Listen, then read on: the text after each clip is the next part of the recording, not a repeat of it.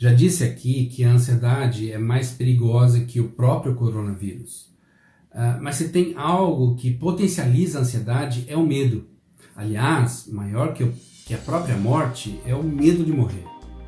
Hoje quero falar sobre esse medo que especificamente se agiganta diante da pandemia. Isso acontece naturalmente quando vamos envelhecendo e o corpo começa a gritar que o fim está próximo.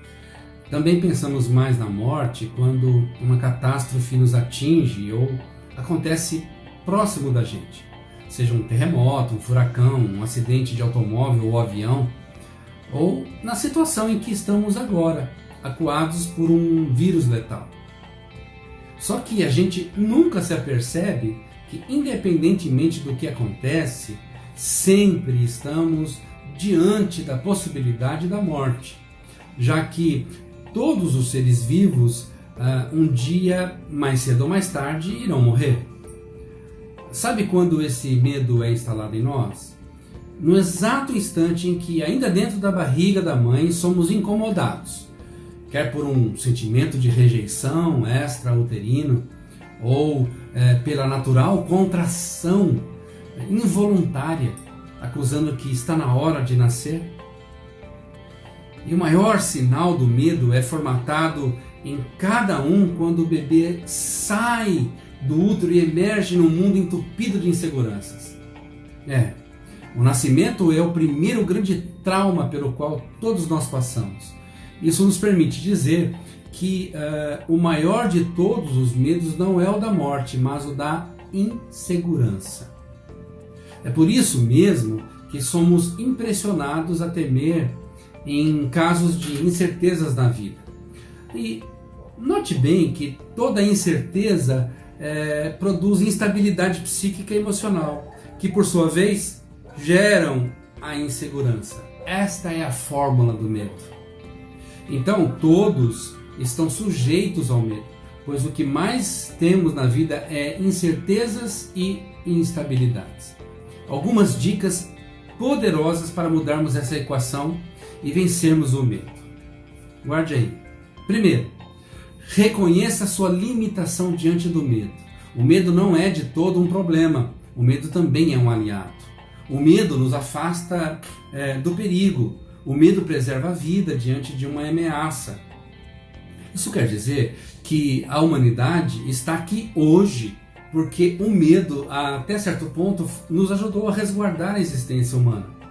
Isso quer dizer que, de alguma forma, precisamos aprender a lidar com o medo, uma vez que ele é um fator permanente da nossa constituição. Então, olhe para o medo com respeito e inteligência. Ele pode te vencer, mas também pode ser o seu aliado. A primeira coisa a fazer é reconhecer que temos um limite na relação com o medo a ser identificado. Há uma diferença entre coragem e estupidez. Reconheça sua limitação diante do medo. Segundo, lute sempre contra o medo. Deixa eu ilustrar esse ponto. A Bíblia possui um relato paralelo ao conto dos 300 espartanos liderados pelo general Leônidas. A história bíblica fala de Gideão, que, diferentemente de Leônidas, era bem medroso, na verdade um covarde. As escrituras falam que durante um processo lento e difícil, Gideão foi elevado por Deus do medo a uma postura oposta de evidente coragem. Se tiver curiosidade, veja no livro de Juízes, capítulo 6, onde Gideão passou de um simples medroso para um valente.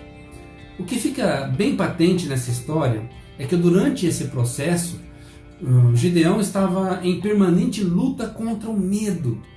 Ele foi inclusive obrigado, a contragosto mesmo, dispensar a maior parte do seu exército durante uma guerra. O fato é que, no final, quando restaram-lhe apenas 300 soldados, ele venceu a guerra contra milhares do outro exército.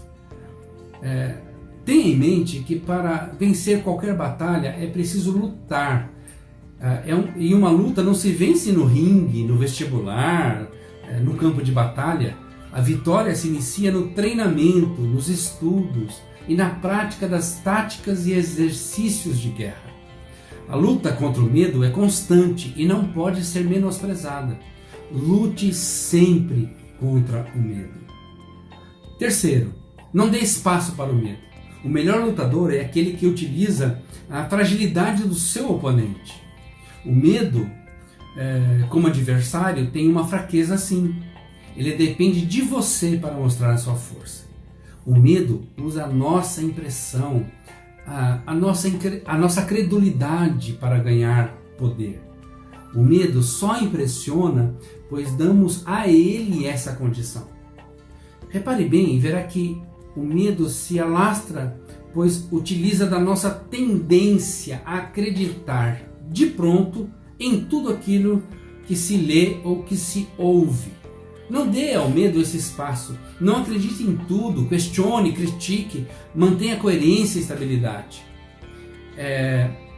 Aquela estabilidade que produz segurança, entende? Não dê espaço para o medo. Recapitulando. Primeiro, reconheça a sua limitação diante do medo. Segundo, lute contra o medo. Terceiro, não dê espaço para o medo. Até a próxima.